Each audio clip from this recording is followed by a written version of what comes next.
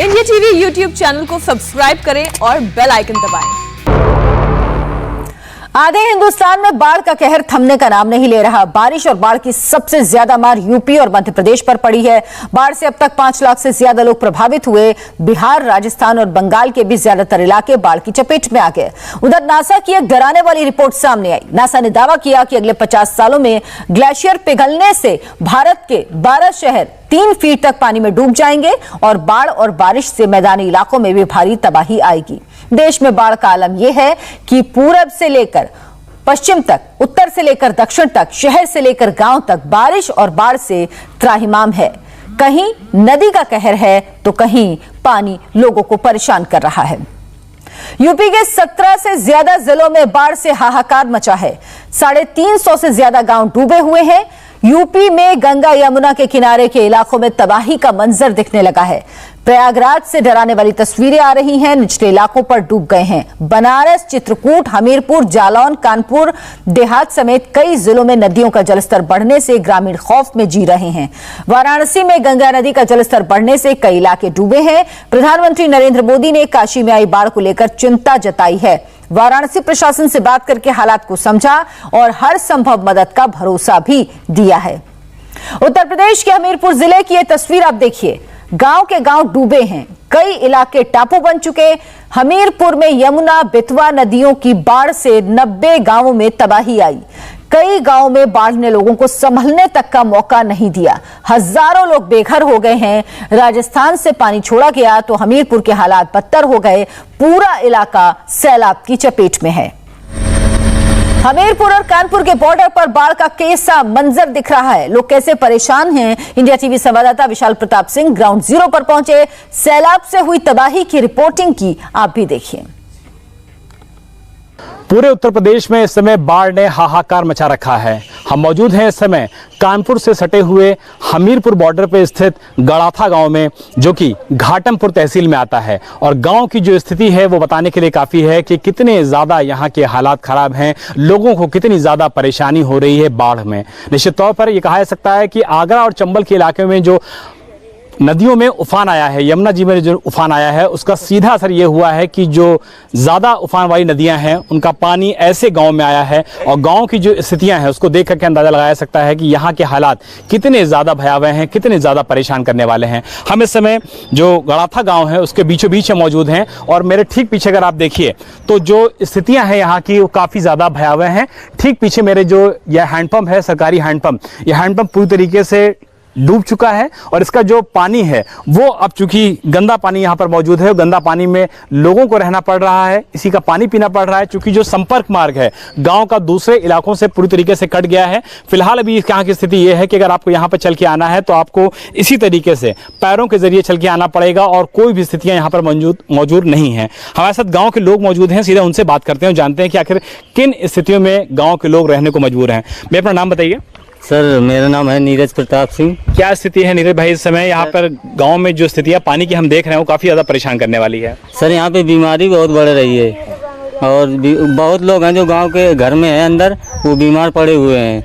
अब उनके लिए दवा भी नहीं उपलब्ध हुई है, ना कोई डॉक्टरों की टीम यहाँ पे आई है, ना कोई खाने पीने का राशन है उनके पास। नहीं, प्रशासन की तरफ से आप लोगों को राशन के पैकेट्स या लंच के पैकेट दिए गए कि नहीं? कोई दवा दी गई कि नहीं? कोई कुछ भी नहीं मिला, लंच पैकेट भी नहीं मिला, कुछ भी नहीं मिला, ना दवा भी आई है। और जो बाढ़ राहत सामग्री का चर्चा की जा रही है कि उत्तर प्रदेश में हर जहाँ बांटी जा रही है, तो क्या वो मदद यहाँ नहीं पहुँच पाई? कुछ भी नहीं आया, प्रशासन भी नहीं आया यहाँ पे, कोई एक बार भी कोई नहीं आया। एसडीएम, तहसीलदार, कानून गो, विधायक जी आए थे, वो वहीं से लौट गए, वो यहाँ तक नहीं पहुँच पाए। यहाँ तक नहीं आ पाए गाँव तक।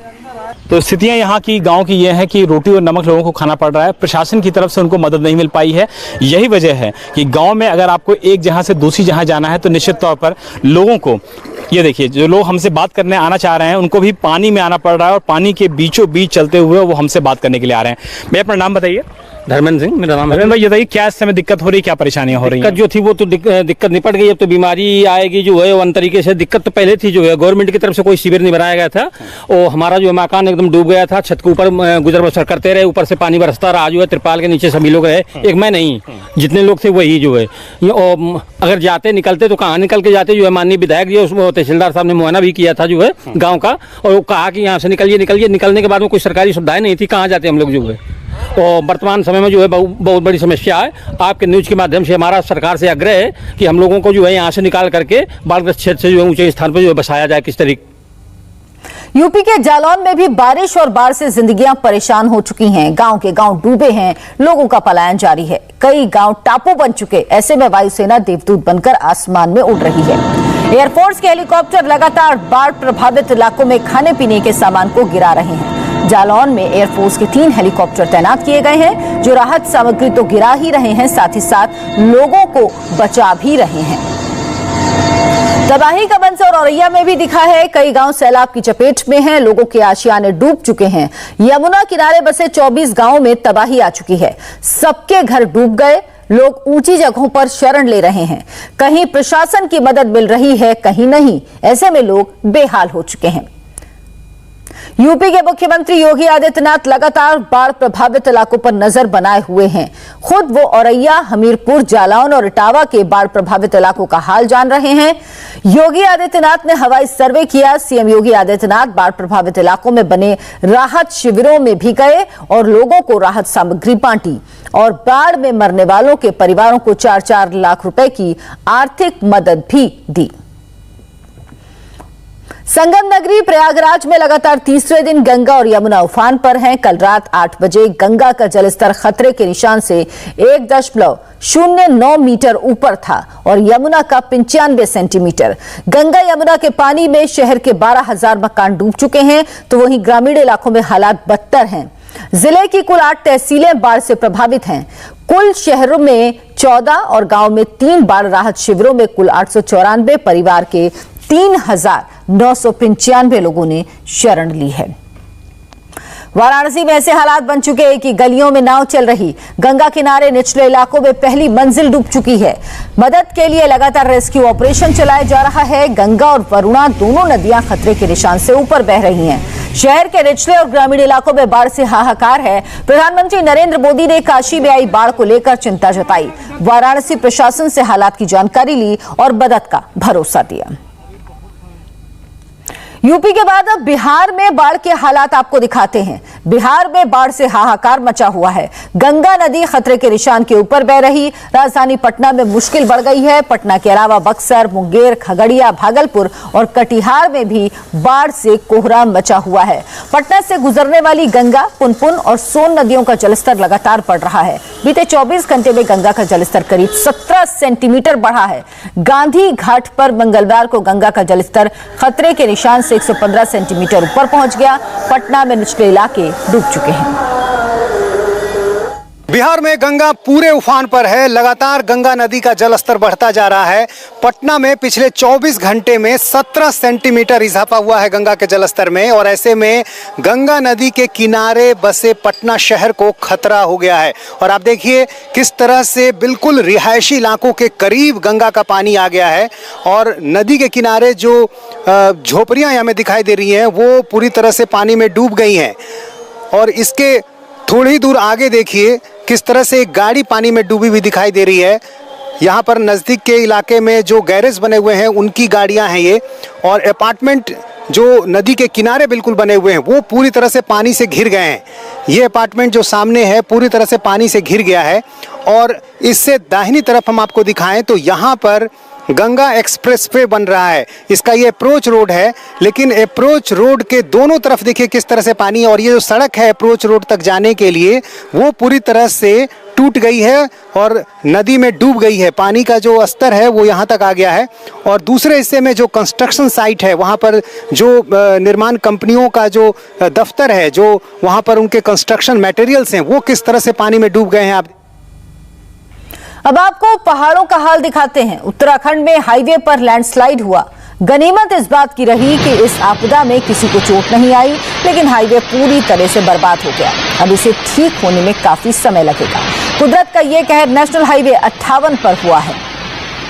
उत्तराखंड में जगह जगह सैलाब का संकट है। पौड़ी की तस्वीर देखिए। इलाज के लिए कैदियों को लेकर एम्स ऋषिकेश जा रही पुलिस वैन बाढ़ वाली सड़क पर फंस गई। स्थानीय पुलिस ने क्रेन की मदद से वैन को बाहर निकाला।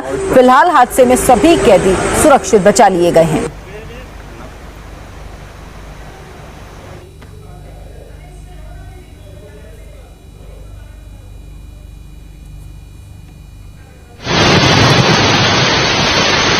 तो ये तस्वीरें देखिए, उत्तराखंड में लैंडस्लाइड हुआ है। लैंडस्लाइड के बाद ये रास्ता टूट गया है।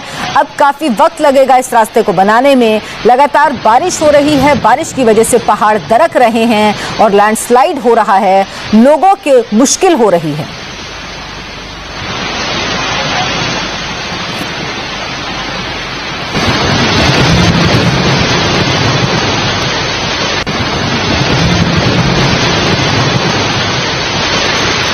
तो ये तस्वीर देखिए, ये उत्तराखंड की तस्वीर है जहां हाईवे पर लैंडस्लाइड हुआ। लगातार बारिश की वजह से पहाड़ दरक रहे हैं। मिट्टी के पहाड़ हैं उत्तराखंड में ज्यादातर, वो बुरी तरह दरक रहे हैं और इससे ये हाईवे टूट गया है। अब इस हाईवे को बनने में काफी समय लगेगा। इस रास्ते से ट्रैफिक गुजरता है, हैवी ट्रैफिक गुजरता है, लेकिन अब ये रास्ता फिलहाल टूट चुका है। आप इस तरफ देखिए, यहाँ पर टैंकर भी खड़ा हुआ है, लोग खड़े हुए हैं जो बाल बाल बच गए। वो इस रास्ते को पार कर रहे थे, लेकिन खतरे को उन्होंने समय रहते भांप लिया और वो पहले ही रुक गए, जिस वजह से इनकी जान बच गई। हालांकि अब इस रास्ते को बनाने में काफी वक्त लगेगा।